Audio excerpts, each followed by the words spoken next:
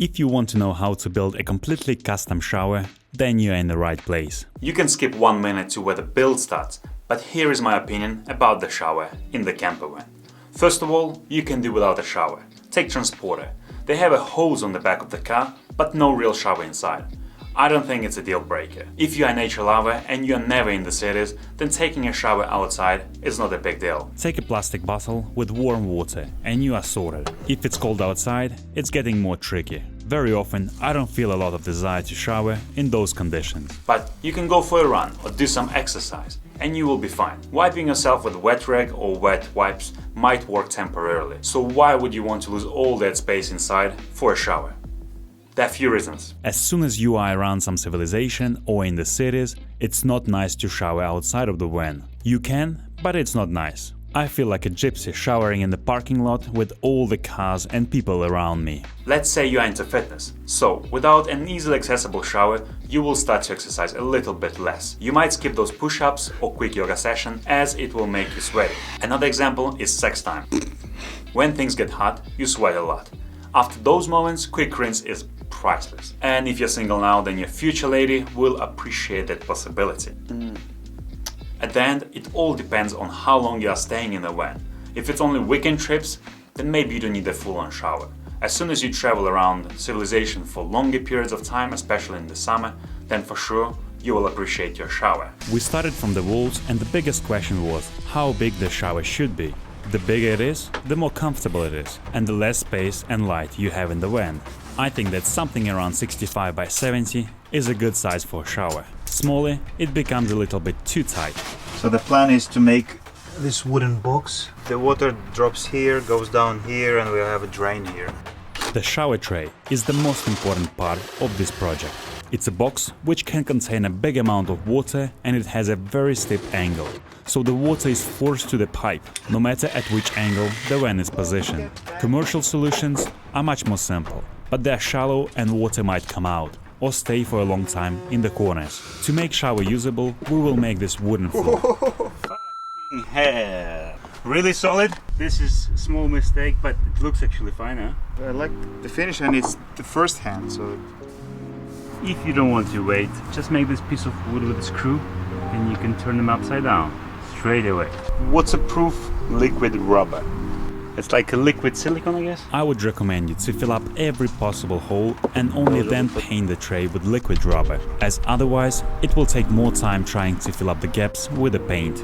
It takes about 24 hours for paint to dry out and I've applied 2 coats. Covering everything here just to avoid any potential damage. It's quite heavy, eh? And I screw from there, so the bottom is solid. After we will add another panel here, so the top is solid, and screw to the top.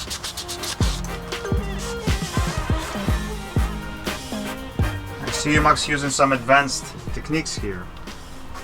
Yes, It's time to install a front cover so the water is not coming out of the shower. Silicone everywhere. It's like a sealed box now. That's a DIY water tank. Check out these flames coming out. At the beginning you have wobbly wall, but after you're putting screws everywhere, from every corner, the things get really solid here. Water pipes will be coming out in the top left corner. Metal plate will be covering this hole with 4 screws. Yeah, we'll just put a bit of paste around just to make it nice, one solid surface. It's sanded already, and after this, we're ready for the glue.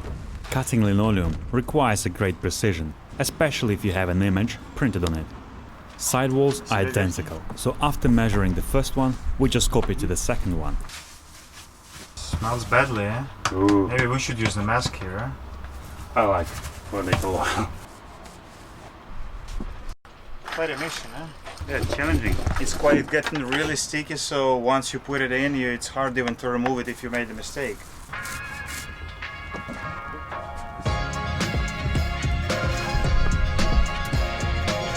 After an hour of work, we finished all 3 walls of the shower. Final result impressed me, and I think it came out as a great looking shower. To celebrate, we had some watermelon. What do you think? Huh? Much better. Shiny beauty here, huh? We are using 2 metal plates glued together as the base for the shower hole cover. and we are polishing it with a two-step process.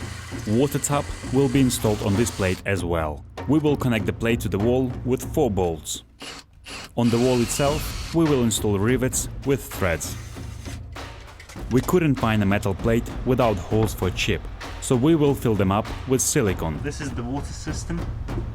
We have just normal screw. We had to cut half of the nut so it could do the job. Be ready for this time wasted. 12mm pipe. 2 rings. Once I was happy with the connection, I just closed the hole and did my best job on the silicone. While I was busy with the shower cover, my brother finished the silicone and covered all edges with the wood filler. Maestro. Picasso. Michelangelo. No, Picasso. Picasso!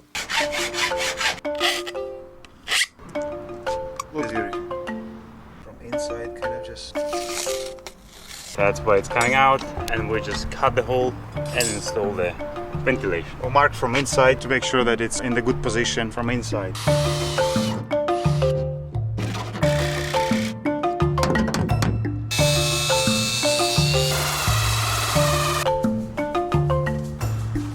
The cables. You don't need thick cables, but this feels like cheapy creepy. Maybe that's their strategy, so you have to change it every year.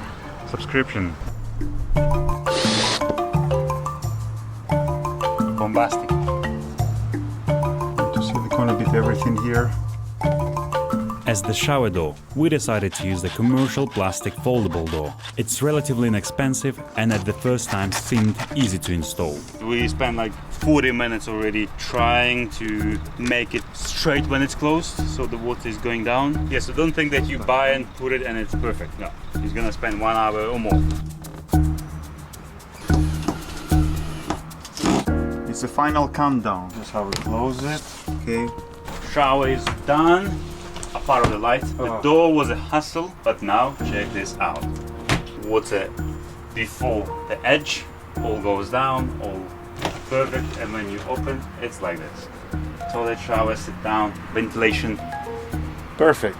For this intimate toilet and shower, we will create an indirect lamp out of wood and a strip of LED. We put some silicone on top just to waterproof it and make it stick. To connect the lamp to the ceiling, we used a leftover aluminium corner. Shower looks fantastic. Before finishing the video, a quick word regarding hot water. For your first build, a full-on water system might look a bit overwhelming, but here are some ideas for your next build. My favorite is tankless hot water boiler, but a lot of thinking needs to be involved to solve the ventilation problem. I do like the concept of calorifier tank. When the engine of the van is running, it will heat up the water tank. Solar shower is probably the most economical solution, but this discussion is for the next video. Hot water in the van is a pure luxury. If you are interested to see the full van conversion, the link in the description. Thanks for watching, and remember, like button is free.